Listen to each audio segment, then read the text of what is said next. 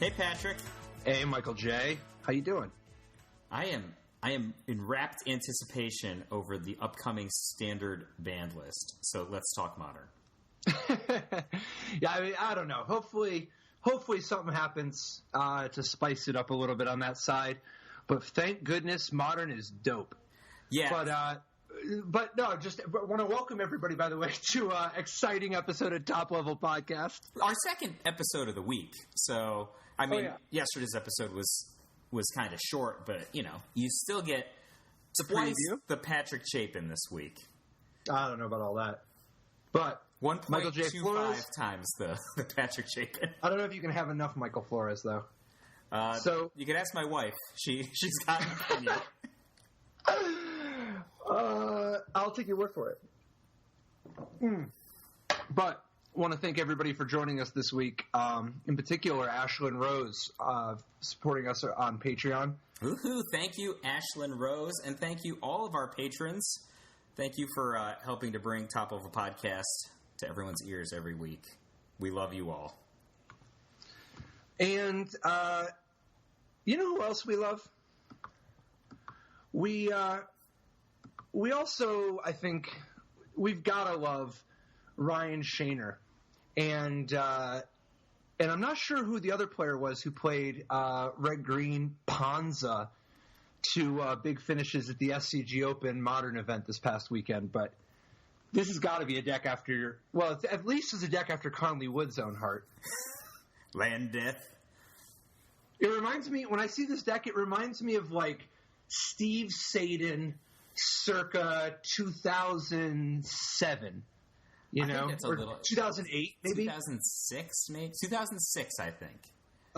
Pretty sure it's not 2006. I know where I was 2006, and I was not... We'll call it 2007. So, yeah, in Hollywood, which was, I think, early 2008, Steve Sadin and Zvi Maushevitz and a number of people played a pretty sweet red-green Shivan Dragon deck. You got to get the Shivan Dragon in there. This deck, it's all the way... It doesn't have Shivan Dragon. Well, if you think about that team, though. Yeah. Jake Van Lunen, Zvi Maushevitz have both won Pro Tours. They had Shivan Dragon in their deck. Dude, these are, like, I love Shivan Dragon. We're not talking about players who it went on to improve and then eventually won Pro Tours. They had already won Pro Tours. Actually, both Zvi and Jacob Van Lunen had won Pro Tours in dominating fashion. And then they devolved into 5/5 flyers for 6.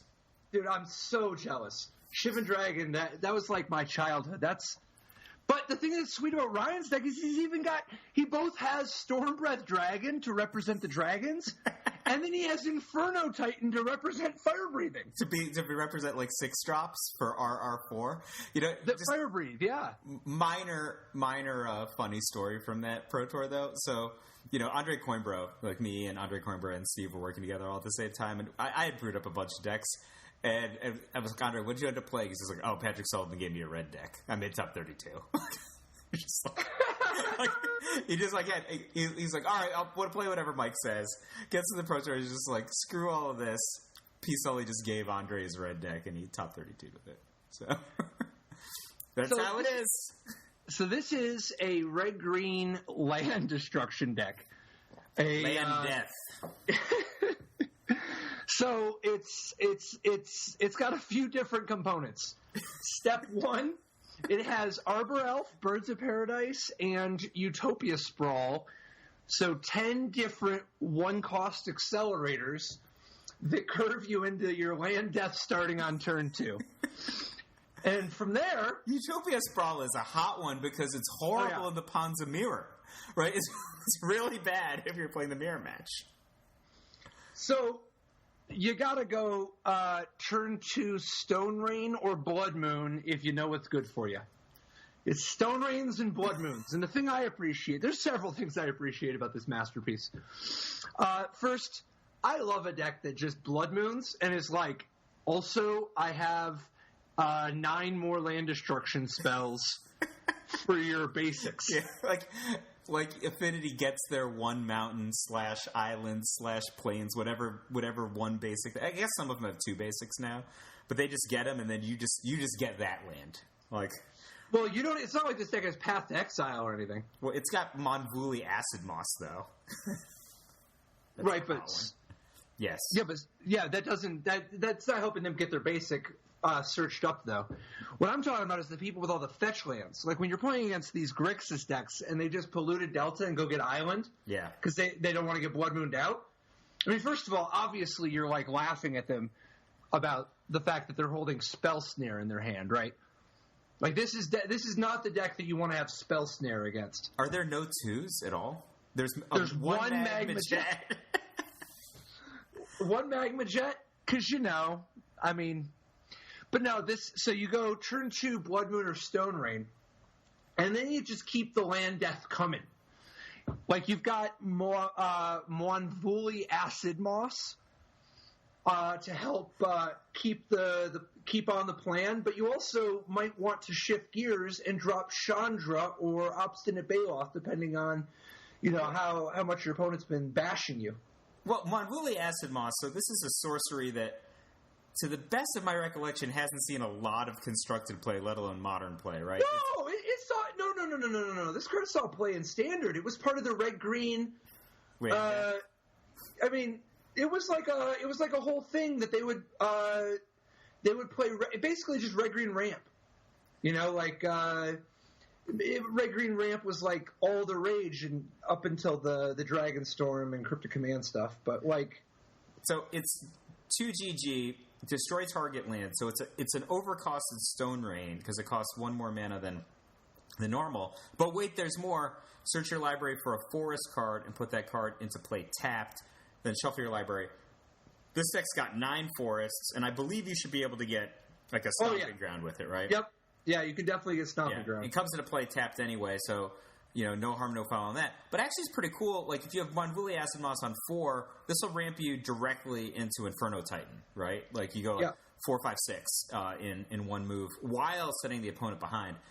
I think if folks don't know about the Ponza archetype, what people, when they say Ponza, this actually takes its name from, I believe, Brian Coal back in the mid to late 90s. There's like a pizzeria or something in Madison, Wisconsin that sells these giant, pizza enchiladas that are called Ponzas.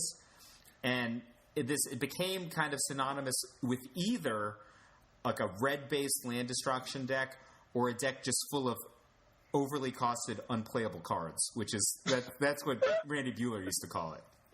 I think it's a combination of a red land destruction deck with a bunch of fatties and some burn.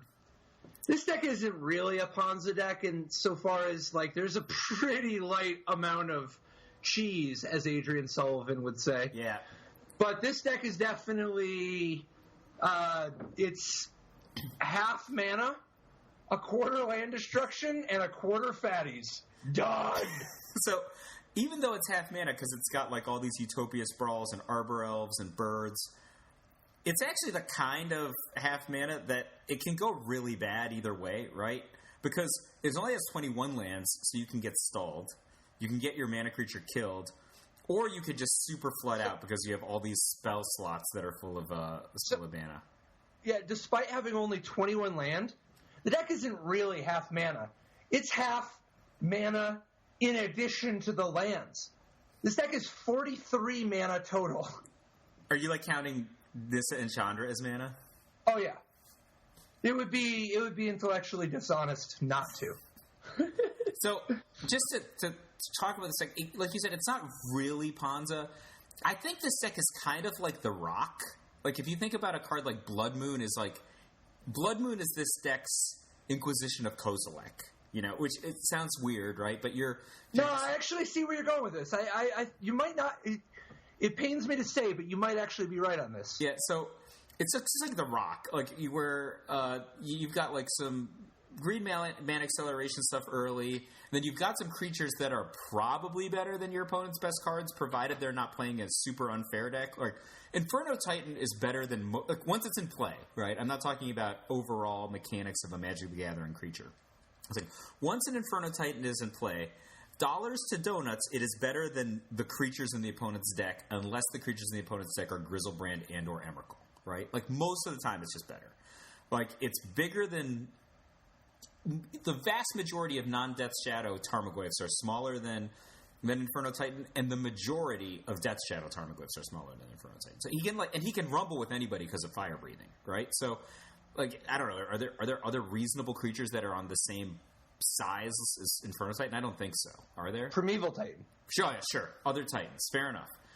But, like, so one path you can take with this deck is to just use you use your mana acceleration as a combination of buying time with cards like Blood Moon or Stone Rain, so the opponent is kind of on the back foot. Then you land the Inferno Titan. It doesn't take that much time to win. The thing that I'm concerned about with this deck, because certainly if you win the roll and you get your draw, stuff like that, you can win in spectacular fashion with this deck. The problem is, I think it doesn't seem to me very good at dealing with stuff that actually hits the table, if something good hits the table, right? Like, what if there's a Magma Jet? What if the opponent just plays a second turn Tarmogoyf, right? Like, you might not be able to kill it. No, just Magma Jet that. Dude, you are spending all of your sorceries giving that Tarmogoyf +1/+1 by putting their lands in the graveyard, giving it +1/+1. That's that Magma Jet is like, that one beast within is going to have to do some kind of work. You can just bonfire the Tarmogoyf. Just bonfire it. I am in love with the man who's got Bonfire of the Damned X3 in his main deck in Modern. No way to... I guess he's got Courser of Crufix. That's... Oh, yeah. You have one Courser of Crufix. Like, so I guess that's his way to manipulate the top of his library. But, I mean, I don't know. The bravery on this, I gotta like it. And one Magma Jet, man. Set it up. I love Magma Jet. Set it up. Even I don't play Magma Jet in Modern, and I've always got Basic Mountain in front of me. So here's one for you, man. This deck right here, you got, like, the Smoking Gun is Primal Command. I love Primal Command. So do I. One Primal Command is how I know they were looking at that Shivan Dragon deck from, like, back in the 2000 whatever. A decade ago. But, like, I think that the plan against the turn 2 Tarmogoyf is that you're just like, okay, you have a Tarmogoyf. And then you just cast, like, Blood Moon, and, like, the Tarmogoyf gets a little bit big, but then it gets outclassed by things, because it's not like the Tarmogoyf is actually going... Like, if you just stick Pia and Kira Noir, you can buy yourself so much time. That's like 3 turns, right? Right there. And it's not like Thragtusk is like... Even if the Tarmogoyf were to somehow grow above, which is totally reasonable, but even if the Tarmogoyf grew too big for the Thragtusk, that's so much more time, and eventually you're going to be able to play 2 things that can contain the Tarmogoyf. The Tarmogoyf is going to bash you for 10 before you're doing some of these things, I think. Not if there's a Blood Moon already in play. How are they making the Tarmogoyf grow? All right. Anyway, this deck is definitely sweet. 0% chance I would register this. Are you kidding? I am not sure that 4 Arbor Elf, 2 Birds of Paradise is the optimal configuration of 1-drops in this deck. I'm not sure. I don't know. Like, that's actually the part I do know. I would definitely be on Arbor Elf, not Birds of Paradise. Yeah, that part I actually like. I guess Arbor Elf taps 20 of the 21 lands, right? Functionally, because Windswept Heath and Wooded Foothills are just forests. Correct. It's 20 out of 21. All right, but then you have the upside. You have the upside of powering Blood Moon. I mean, not powering Blood Moon, powering Utopia Sprawl, so that it's actually a double accelerator, including with haste. You know, because you can go turn 1 Arbor Elf and then turn 2 Utopia Sprawl, and now you have 4 mana on turn 2 so that you can Acid Moss immediately. Oh, that's super insane. I didn't see that synergy. Right, like that's actually really good. And you can Chandra. Really good. You can play Chandra on turn 2. No, I think Arbor Elf is the slam dunk best, and Utopia Sprawl is what makes Arbor Elf so good, so you need to start with those 8. The other 2, it's whatever. I don't think the others matter as much, but obviously Birds of Paradise is reliability. Yeah, that's the cool part, man, is the turn 1 Arbor Elf with Utopia Sprawl is actually, like, more than the sum of the parts. Like, you get Acid Moss on turn 2, and then you just play Inferno Titan on turn 3. Even if you don't hit your land drop, you just already have enough. So he loves Obstinate Baloth. 2 Obstinate Baloth main and then an additional Obstinate Baloth in the sideboard? I mean, is that just anti-Liliana stuff? Yeah, maybe, because Liliana is brutal for a deck like this. Liliana the Last Hope, it's like, it's really annoying when they just drop it and edict you.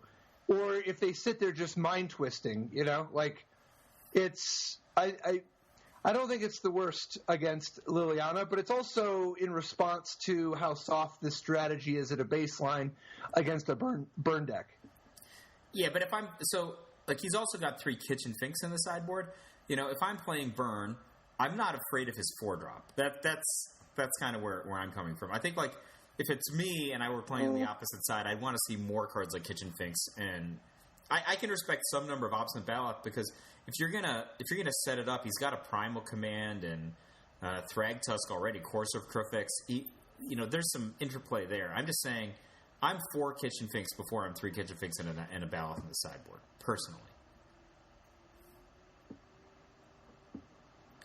But yeah, I think this deck is outstanding for a couple of reasons. Not the least of which is he was probably 1 point out of the top 8, right?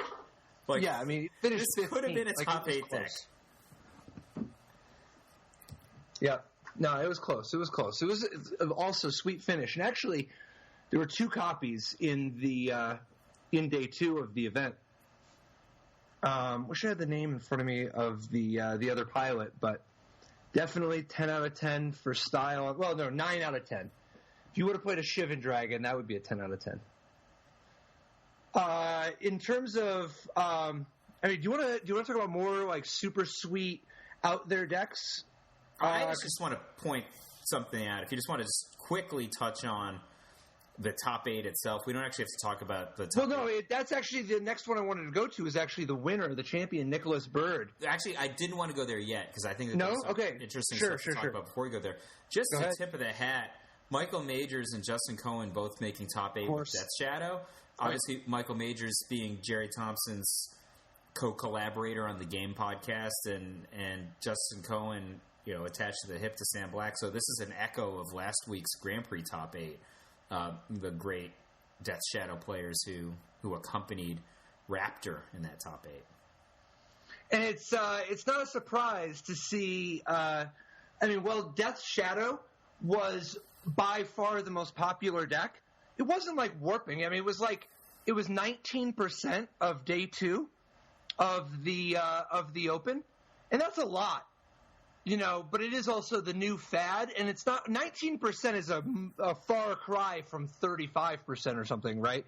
So this isn't like the Eldrazi experience from before. But the thing that I found interesting is that even though Death Shadow was the most popular deck by far, with nothing else even half as popular, even though Death Shadow was the most popular, it also overperformed. And what's interesting is that even though there was like a little bit of this narrative of, Death Shadow didn't win.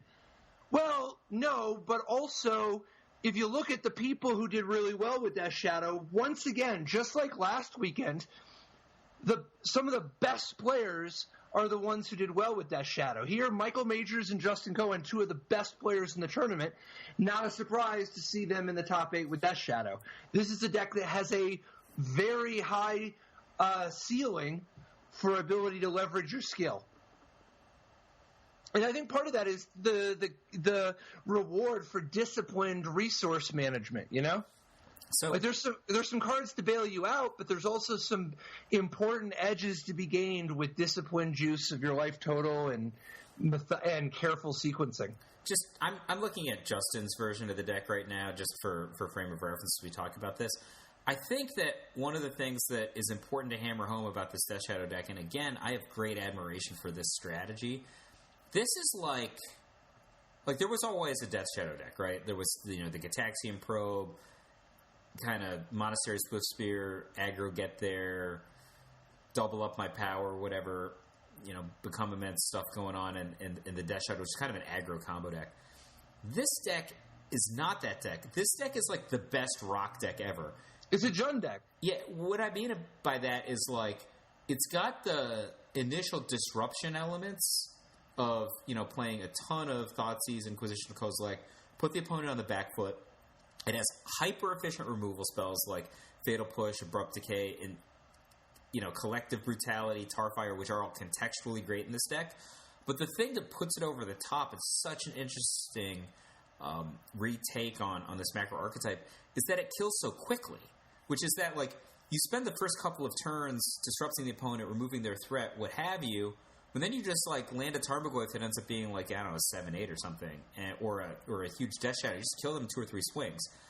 And you already have, like, perfect information to their hand, ability to, at this stage of the game, probably remove whatever they play. And then I'm just looking at Justin's deck, and I'm kind of chuckling to myself. The flex spot last week that we saw was a Renegade Rallier or a Gorkland Rampager. He's just got another Liliana, so he's mixing up the Lilianas 2+1 this week.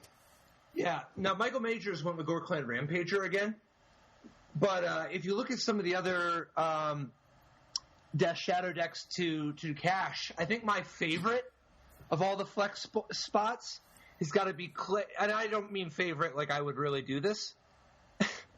I mean favorite as in nice, good for you. Clay Spickelmeyer finished 32nd with 3 different one-ofs. Went a little aggro on the flex spots. He's got 1 Gorkland Rampager as the nod to sometimes you want to win the game. He's got 1 Ranger of Eos main deck because he's out here grinding. And then my personal favorite, 1 Architects of Will. Architects of Will. Because he needs to cycle? Because he needs to cycle. Can't even cast it. Can't even cast it. Just wants a 5th Street Wraith so bad, he's willing to pay for it. Not with life. Just to be fair. Yep. I don't know where I'm going to go with this because it doesn't really make that much sense to me. But sure. The traditional version of this deck doesn't have that many creatures, right? And yep. You just want to get creature into the graveyard from Delirium, maybe, And yep. You just have it, and nobody's saying you have to traverse for it. No, it's just there.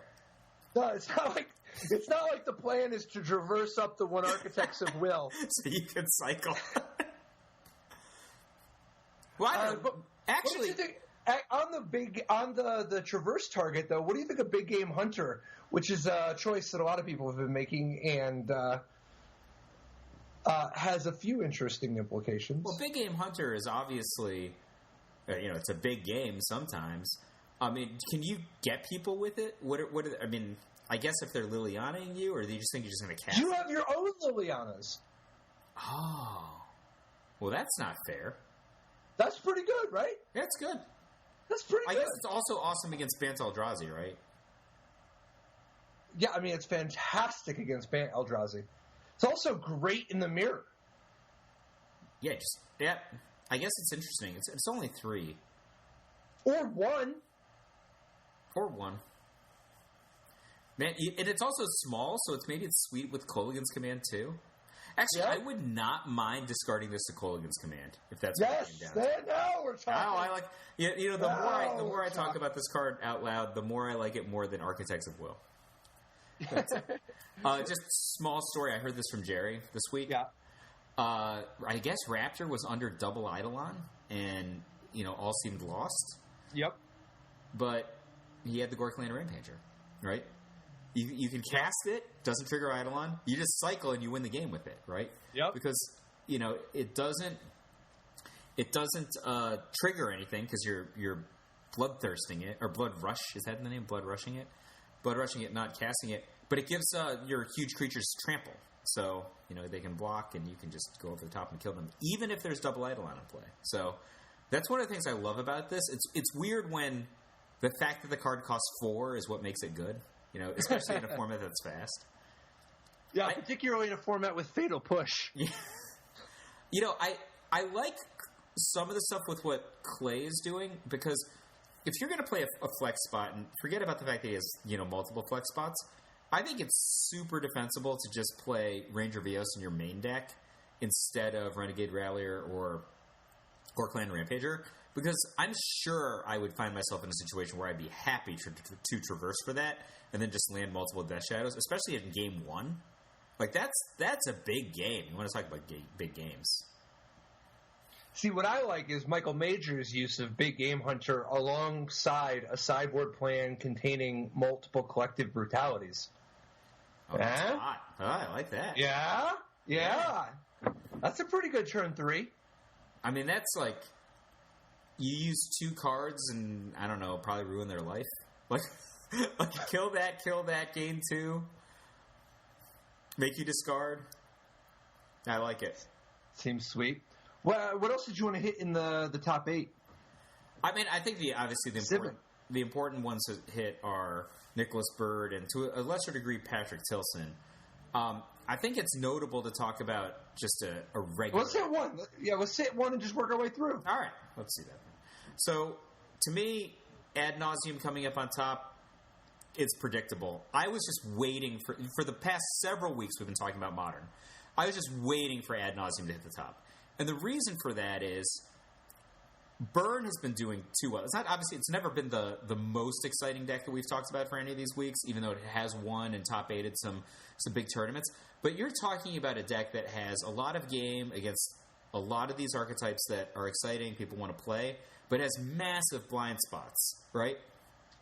Just a pure combo deck that is not disruptible with cards like Fatal Push, which obviously some combo decks are very disruptible with fast creature removal, etc., that can play cards like Leyline of Sanctity and also go crazy with an insane amount of mana acceleration like Simian Spirit Guide, Pentad Prism, etc., especially when people are aiming their sideboard cards at the graveyard instead of at other kinds of combo disruption.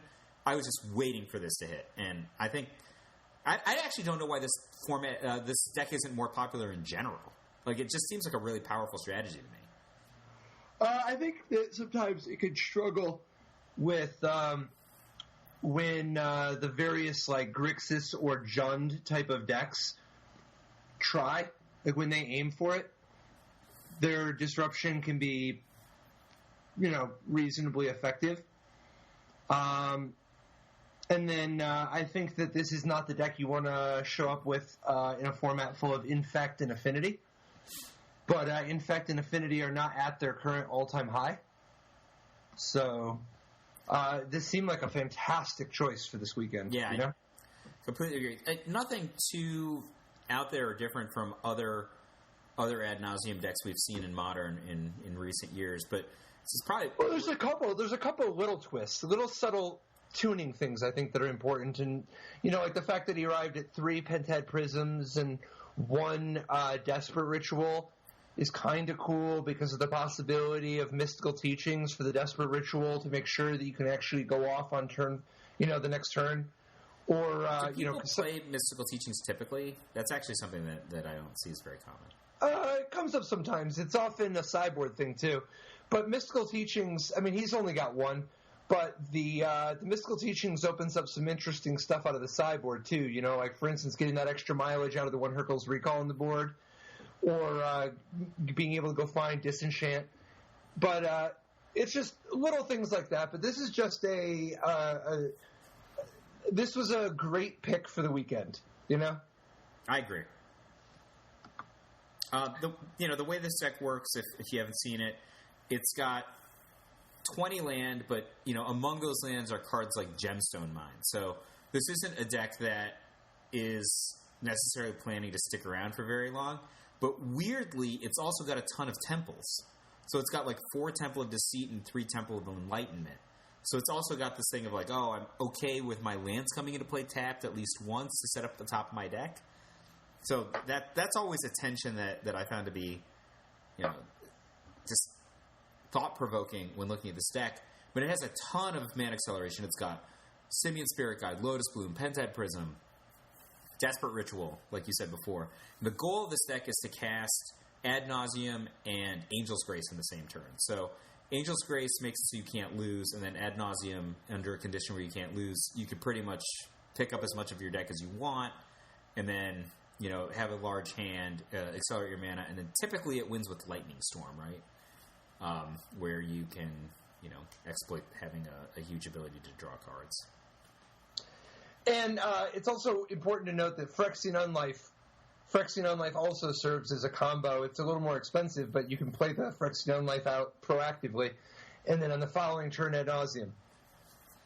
Yeah, because you don't lose the game for having 0 life. So Phyrexian Unlife is super annoying when you're playing against this deck because it's actually also a really good defensive card.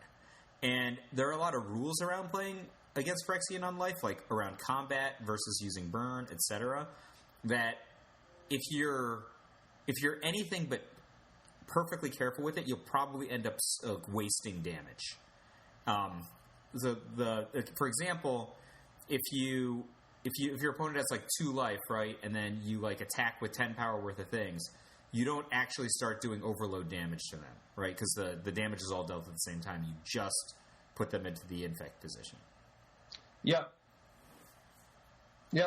Definitely a little bit more complex of a puzzle to solve for dealing damage than just straight up health, life gain would be.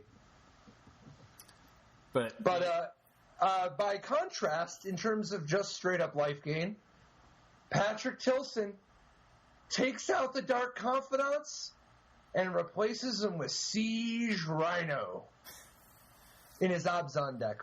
What do you think about this list? If it's me and I'm going Siege Rhinos, and I think, you can go either way in Abzan and Modern. We've seen decks that have no Siege Rhinos. We've seen decks that have 4 Siege Rhinos, right? And, 2 is a number that's in between. I think that if I'm Siege Rhino, I want to be all in on Siege Rhino. I want to have 4. That's actually what I think.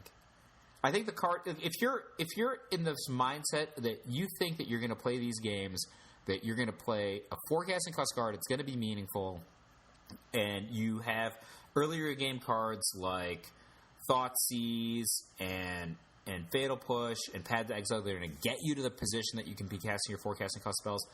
I think you owe it to yourself to have one on turn 4. That's what I think. Or turn 3 with Noble Hierarch. Counterpoint. All Abzan players now have an unspoken agreement to never play 4-ofs except for Tarmogoyf and Lingering Souls. I'm sure you've noticed that these decks, they always have 4 Lingering Souls and 4 Tarmogoyfs, and nobody ever plays with any other 4s. Not Grim Flare, not Siege Rhino, not Dark Confidant, not Thoughtseize, not Inquisition, not Path, not Liliana, not Fatal Push, nothing. Not Abrupt Decay. They're off it. I think I've tacitly noticed that, but is there a story behind this that I don't know? I don't know. I can only assume. I think that the most likely scenario, because you can come up with a bunch of rationalizations about diminishing returns and stuff, and those might even be right. But that ain't why these people are doing it. I bet that it is a combination of modeling of the lists that how much Abzan technology is building on the previous Abzan approaches, So, on that note, I'm just looking at Patrick's deck, and I have a lot of questions around individual numbers and card choices because Sure. this is like a puzzle, right? It's not like when the decks I play in Modern, you play 4 Lightning Bolt because that's the best card that does that thing, right? And you like that card so much, you will play terrible versions of it that cost 3 or don't hit creatures, right? That's kind of where you start. Where do you start with, I'm going to play 3 Inquisitions of Kozilek and then 2+1 Thoughtseizes, right? I feel and 1+1 collective brutality. Well, I would actually step back and say collective brutality is a different card than Inquisition and Thoughtseize. I feel like Inquisition and Thoughtseize are so similar on cost and function that one of them is typically better in this archetype. I don't think that's necessarily true in Destiny. No, I don't think that's even true here either, because I think that sometimes you get diminishing returns on Thoughtseize, and sometimes you get diminishing returns on Inquisition. If you really need to hit Scape Shift, it's unfortunate if they're all Inquisitions. And if you draw 2 Thoughtseizes in the same game, your chances against an aggro, some kind of a burn deck are going to be a little bit lower. There are diminishing returns, and they are very similar in power level, even if they have some different uses. I agree with what you're saying, but this deck can't control which one it draws when. So I think that it wants to draw the one that is best most often. That's what I would guess. No, because you also just draw 2 a certain percentage of the time. What percentage of the time are you willing to draw the one that you didn't want compared to what percentage of the time are you willing to draw 2 copies of the same one? Apparently, to the proportion of 3 Inquisitions and 2 Thoughtseize. Let's pull back for a second. Look at Abrupt Decay, Fatal Push, Past Exile, Collective Brutality, Maelstrom Pulse. So, I'm not saying that it's right to play 9 spot removal spells, but it is convenient that 9 spot removal spells gives you, an 80% chance of having one. And it's like, okay, well, that's great, but also there's a very decent chance of drawing 2. And in the case of Abrupt Decay, Fatal Push, Past Exile, Collective Brutality, Maelstrom Pulse, all those cards, they all have diminishing returns compared to each other. Well, you so often would like to draw 2 different removal spells instead of 2 copies of the same one. I think it depends, right? So but I'm saying in general against unknown opponent. I think in Modern, I don't think the path has that bad of diminishing returns, right? Like, the first path is often extraordinarily painful. The second path is sometimes painful. But, the third and fourth paths are basically free.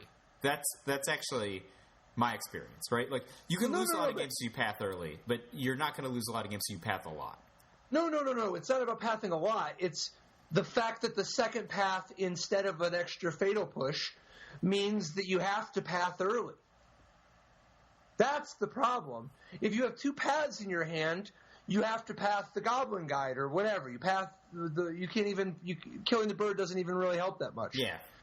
But if you have a Fatal Push in a path, now the first you kill with Fatal Push, and then you path the bigger thing, Yeah, I think to that end, well, I just saw observations around this. Again, Collective Brutality, I think, is its own thing. I'd set it aside from the removal spells the same way that I'd set it aside. Dude, it's the 3rd Siege Rhino. So, Collective Brutality is all of the modes. So the observations I'd make here are, of the non-Collective Brutality removal spells in this deck, all of them do a pretty good job of killing Tarmogoyfs and Death Shadows. I think that's an important thing to point out. Yeah. Which is actually one of the reasons I was saying earlier that if it were up to me, I would be all in on Siege Rhinos. If people are optimizing for cards like Fatal Push or even Path to Exile in a deck that has 4-drops and a bunch of basic lands, I think that Siege Rhino it just gets better and better the more I think about it. Like, you just don't kill it with Collective Brutality. That sounds like a hyperbolic function. Maybe like a hypergeometric. Why don't you just think about it accurately the first time? I don't know. Why don't I? Tell me why. Maybe this will correct my thinking in the future. Because you're using a hyperbolic function instead of doing things like coming up with the right answer. Doesn't matter. That 4 Siege Rhinos is the right answer. I don't think 2 is the right number. I promise you, when it comes to Siege Rhinos, 4 doesn't even begin to approximate how many would be nice. I would like 7 Siege Rhinos, man. So you agree with me, right, that 2 is not the right number? No. I think that 2 is very unlikely to be the right number. I think that 2 is definitely not the right number. My money is on 0, but I think that 4 is probably more likely than 2. But I also think that 2 might be right. I don't know, man. You have to understand, once you're just playing Obzon at a tournament like this, it is clear that first of all, you enjoy life. You get it, right? Like, Patrick Tilson got to play in a Magic tournament with 3 Grimflayer, 2 Scavenging Ooze, 2 Siege Rhino, multiple different Planeswalkers in his Modern deck, a variety of removal spells so that he could just select the right one for the job. He's even got Nile Spellbomb in the main deck just to make sure that they know that he's capable of anything. But this is a wide range on this deck. Yes. Multiple Gideons in the sideboard, too. Sure, let's do it. Surgical Extraction, a popular card, but also you need to know he's never tapped out. Engineered Explosives and Stony Silence, both coming in at the same time against Affinity. Better play those in the right order. That's definitely going to tilt some people. I appreciate what's going on here, I think that there's a little bit of artistry with an Abzan deck. For instance, the whole playing one Zealous Persecution in your 4 Lingering Souls, nobody ever plays more anymore. They always, if they have any, they have one. And then it's the most insane card in the world. Right? Like, they just flash back a Lingering Souls, their opponent flashes back a Lingering Souls, they attack for 8, and their opponent has nothing. I mean, to be fair, I would guess that given the complexion of the format, he just didn't think there would be that many Lingering Souls, which is kind of odd to me, considering the fact that Lingering Souls is a popular sideboard card in the Death Shadow deck. Well, you say that, but who's next leveling whom? I mean, if you look at it, Michael Majors took the Lingering Souls out of the Death Shadow deck. That was his technology. I have nothing. He's got Kozilek's Return. And Maelstrom Pulse. And if he Maelstrom Pulses the tokens, he doesn't want to be left holding the bag with tokens of his own. I believe you. You know what the other big successful deck of the weekend was? Because there's no question that, Death Shadow was the most popular and was quite successful. And Ad Nauseam was, the talk of the tournament all day, and then it actually took home the trophy under the excellent piloting of Nicholas Byrd. But the other deck that I think is important to call out here, Bant Eldrazi was the second most popular deck, greatly overperformed, put 2 people in the top 8, including 3rd place Dan Muser and 7th place John Sauer. Bant Eldrazi has continued to do well over and over again, and partially has experienced a surge in popularity, I would guess, in response to Fatal Push. So, Bant Eldrazi, again, when we were talking about Big Game Hunter a few minutes ago, this is a deck where a lot of its threats are 5 casting cost threats, or 6 casting cost threats, right? And they're basically out of Fatal Push range. But even if you're going to want to try to take out their 5 casting cost threat, it's going to be costly to you. If you've got the path, etc. But that's where I think Big Game Hunter becomes really interesting. The discard condition on Reality Smasher actually enables you. Yep. And that's to say nothing of just, sometimes you just cast Big Game Hunter and take down some big game, like a Drowner of Hope or something. Sure. I mean, it actually bears mentioning that you just cast Big Game Hunter and kill Reality Smasher without triggering its its targeting penalty. So what do you think? Oh, go ahead. I was going to ask about Michael Stewart's deck. Well, I mean, I was just talking about. I'm looking at Dan's deck right now. This is a deck I think that I don't even know how this is possible. This is true, but it doesn't get enough respect in Modern because this is a deck that, as far as I can tell, has always performed very solidly against a wide variety of opponents. It has insane matchups against some of the good decks, and it's just 2 degrees off of being targetable. This is one of these decks that it looks and acts like other decks, but then doesn't have any of their vulnerabilities, right? This deck, it's kind of like Affinity, right? It's a deck where it has a linear creature type strategy. It deploys massive amounts of power, often concentrated in, sometimes wide and sometimes tall. But none of the cards that are good against Affinity, with the exception, I guess, of Ensnaring Bridge, are particularly good against Bant Eldrazi. And in fact, the deck is so defensively flexible. That's one of the things that I've always... Ceremonious Rejection. You're right. Ceremonious Rejection is actually outstanding against both decks. I have never seen anyone play that card in Modern, but you heard it here first. I'm actually surprised. Dan doesn't have what's the one casting cost counterspell that's Force Spike, unless you have a big creature, then it's a full-on counter.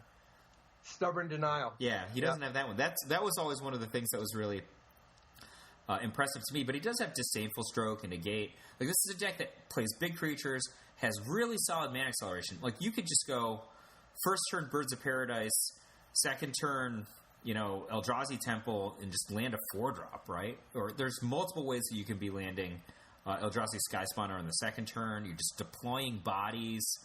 I think it's really tough to aim at with sideboard cards because it plays small creatures, small fast creatures, small offensively relevant creatures, and then also fatty boom booms, and has awesome removal and awesome defense. That's it's a lot for one deck. Dude, so what about Michael Stewart's Zoo deck? It's not really even a Zoo deck. It's like whatever those Burning Tree Emissary decks are. Now that they have 8 Burning Tree Emissaries with Hidden Herbalist and Burning Tree Emissary. Yeah, so we talked about this a few weeks ago. Hidden Herbalists is, he's kind of worse than Burning Tree Emissary, right? Is that fair? Mostly. Not completely, though.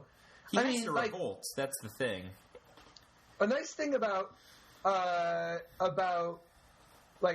Burning Tree Emissary requires red and green, and that's fine. But one of the nice things about Hidden Herbalist, red and green, you can play it with green, or red. I'm sorry. Burning Tree Emissary produces red green, which it's fine. That can be what you want. But Hidden Herbalist producing green.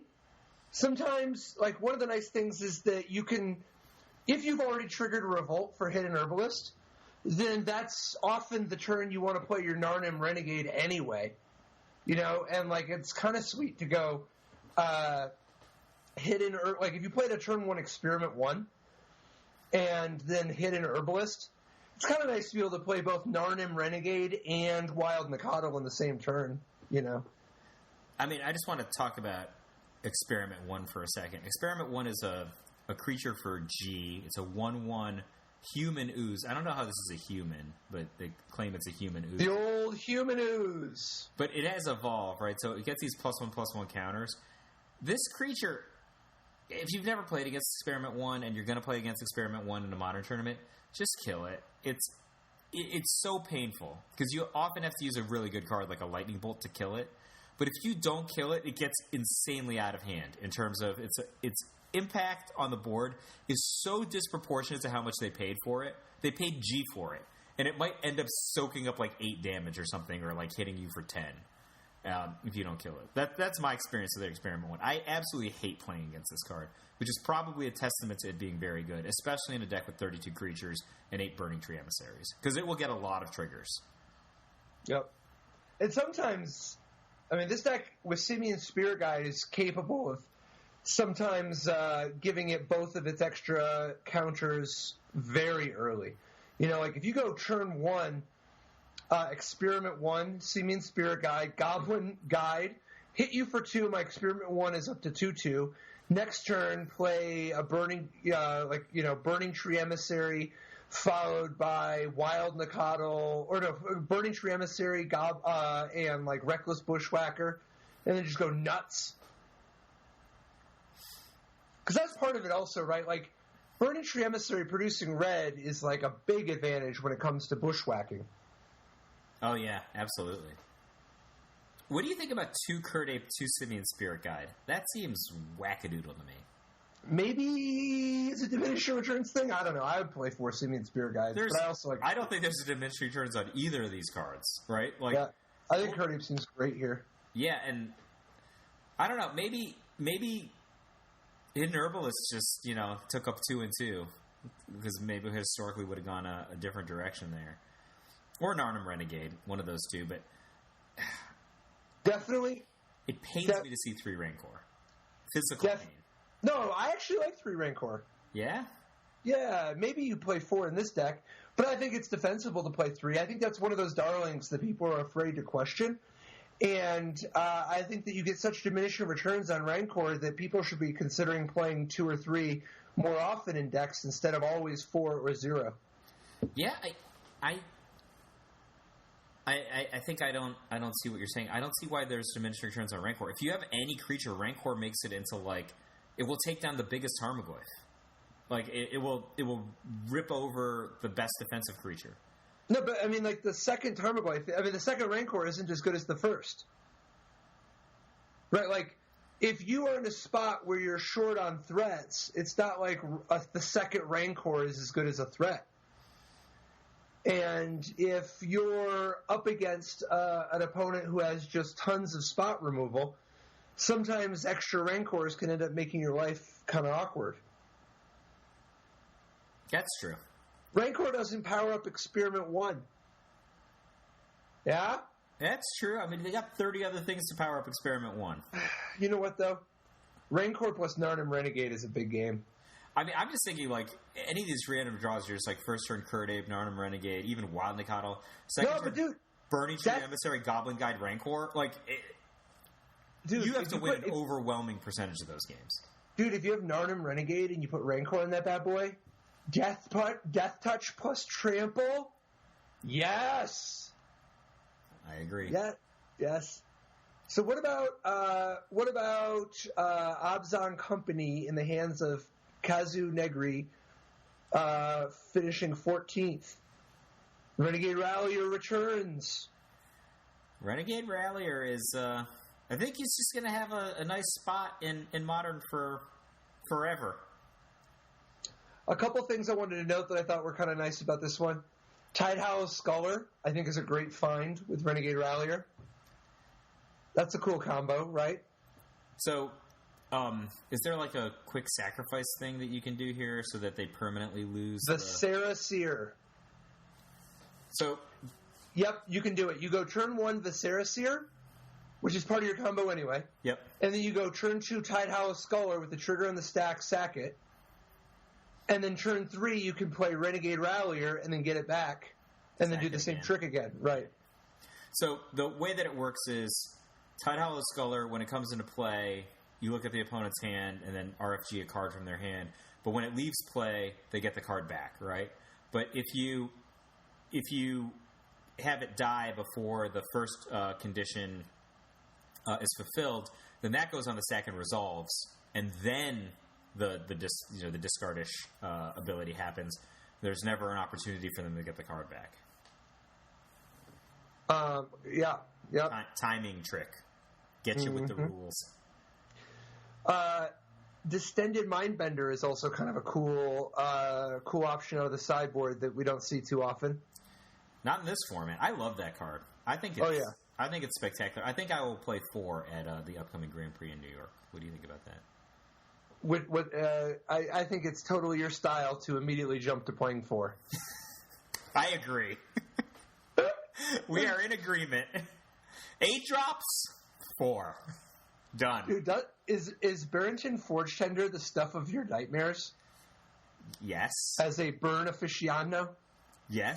I mean, particularly the Forge Tender plus Safi, a deck full of Safis and Renegade Ralliers. Oh, that's nothing compared to Byrd and Forge Tender plus Ranger of Eos. So there are these horrible people who can get 2 Burns and Forge Tenders at once while putting a blocker in play. Ugh. I mean, Safi's cute, Renegade Rallier is cute, but you got to draw the Byrd and Forge Tender. I mean, if they could just super increase the likelihood of that happening while defending themselves, don't like it at all. The last deck I wanted to get your take on before we call it an evening, 8-rack, by popular demand, Andrew Lease, maybe, I apologize if butchering the name, but 8-rack with finishing 23rd with a variety of different pieces of technology. And the name, of course, coming from 4 copies of The Rack and 4 Shrieking Affliction, which is like The Rack in ways. It's very similar. It costs 1 mana, same as the rack, but it's an enchantment, not an artifact, and it's less variable in its damage output. But they're similar. I actually, this is another one of the decks, like Ad Nauseam, that I'm surprised doesn't see more play and doesn't do better on average. It's like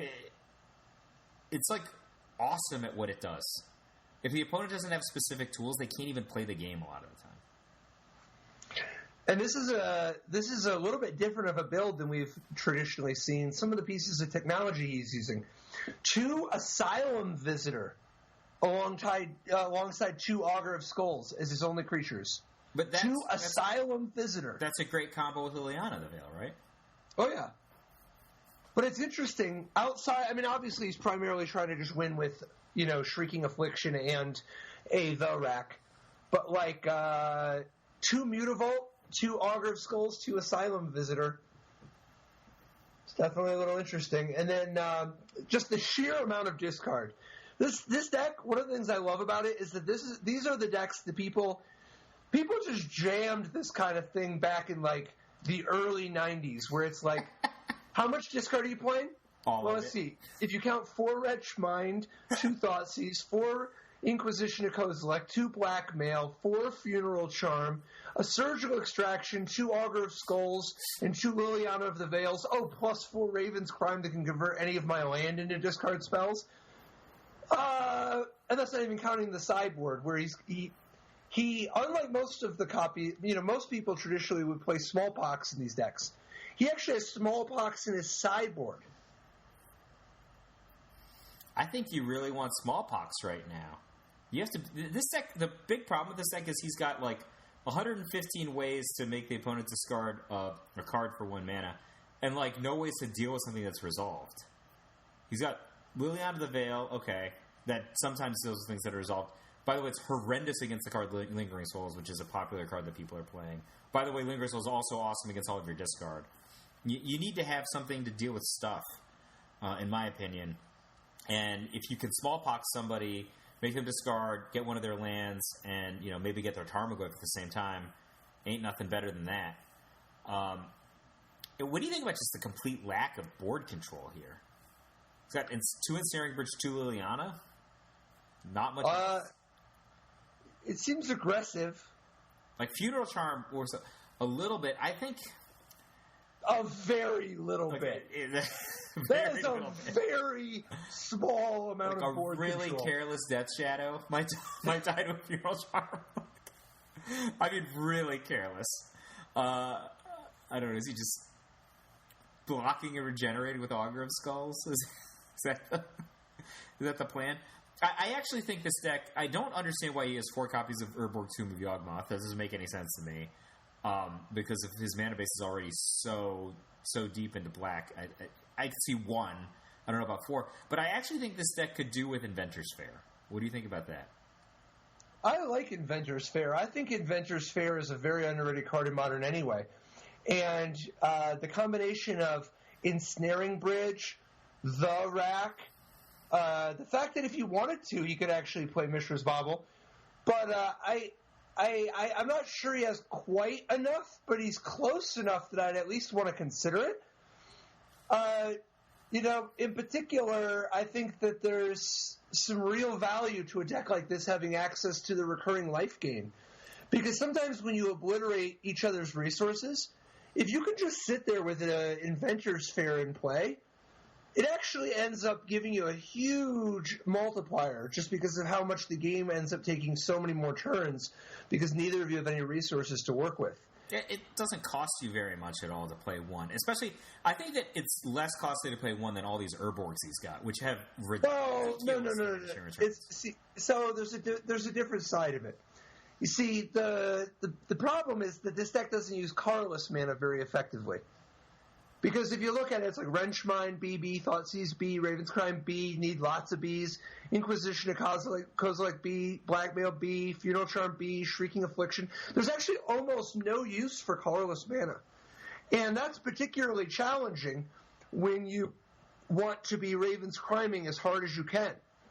And one of the advantages to using extra Urborgs in a deck like this compared to most decks that could potentially consider Spend Urborg. time with it if you draw. Exactly. You can just discard. The challenge I have with this deck is I think that more than half of the games are going to end up with you emptying the opponent's hand by like turn 4, let's say. They just have not. God, I hope so. Basically, that's all the deck is. But then you can't stop them from just like drawing and playing a land, drawing and playing a threat, which is going to happen at some point because you can't. Only Funeral Charm is an instant, so they're just going to get their draw phase. I think, but you have a bunch of indestructible, unblockable wild Nacatls in the form of your The Rack and Shrieking Affliction. I agree, and I would say, I think the structure of how the games are going to fall because of that is conducive to Inventor's Fair being effective to go get Ensnaring Bridge, which you might need. Ensnaring Bridge is insane in this deck, right? Like it's absolutely at its apex of how good Ensnaring Bridge can be because the deck is full of discard. That's one thing. Like worst case scenario, you could target yourself with some of these cards to get yourself below what you need to be for locking out the opponent with Ensnaring Bridge. And then separately, he's playing cards like Surgical Extraction, which, don't get me wrong, I have mad respect for a Surgical Extraction. But I think, like, switching a Surgical Extraction into a Nihil Spellbomb is probably a pretty low cost with a substantial amount of upside. And not just upside because I had this idea about Adventurous Fair, right? Like, it does other things, like draws you a card instead of costing you a card. That's interesting. That's interesting. That's interesting. But, yeah, I think this deck is, like... This archetype, I don't know about this build in particular. I think that this archetype is certainly the kind of deck that could be highly effective in Modern. I think, like, it's absolutely hell on some of the decks that are performing really well. Like, I do not find it to be pleasant to play against. And it's incredibly frustrating because you have, like, just one of the main axes that you try to play Magic on just gets taken away from you. And this deck is optimized to play in an environment where nobody has any cards, right? Because you've got The Rack and Shrieking Affliction and Ensnaring Bridge. And the other player's just like, oh man, I can't even cast my spells. Like you made me, discard the thing that made me able to cast it. That's I do wonder though about this idea of using the Inventor's Sphere to go find Ensnaring Bridge. It's like, I'm not sure that we're quite there. I mean, Inventor's Fair is like the best thing ever in in a Lantern deck where you have all these extra artifacts laying around. Sure. But like, how often are you going to have 3 artifacts in play?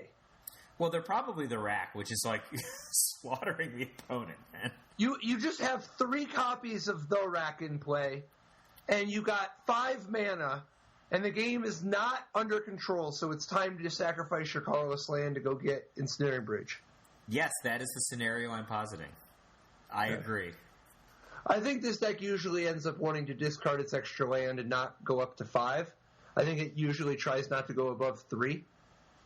But I don't know. Wrenchmind has got to be a pretty underrated card. Oh, yeah. There's so many decks that just don't have artifacts, right? Yeah, and it can be easy to forget just how brutal it can be when you just have your resources taken from you so quickly. Because often the Thoughtseizer Inquisition out the gate will slow you down enough so that the Wrench Mind is particularly painful. Next thing you know, Raven's Crime finishes the job, and you got nothing except a The Rack to lay on. 0. All right, so the opposite of 0, though, in Modern is going to be Cruel Ultimatum, which we talked about yesterday. So Cruel Ultimatum and Compulsive Research is also sweet. And Ad Nauseam is sweet. Death Shadow's sweet. The Rack is sweet. None of them are as sweet as Burn. Or, I guess, Grixis. Those are the other 2 sweet decks. I'm Michael J. Flores. I'm Patrick Chapin. See you guys next week. Yep. Oh, yeah? Oh, yeah, social media. Social media, yeah. Oh, yeah. We're Top Level Podcast. This you're listening to the Top Level Podcast. There are other things that are called the Top Level Podcast. We have a Twitter page, a Facebook page, some Instagram pictures. We got all that stuff. We have Patreon. Support us on Patreon. And, if the only only thing that's attached to the name Top Level Podcast that you love is just this podcast, at least subscribe to it on YouTube, Stitcher, Google Play, iTunes, wherever you like to listen to us. Please subscribe. We really appreciate it. And, we'll be back next week. Love you guys. See you then. Bye-bye.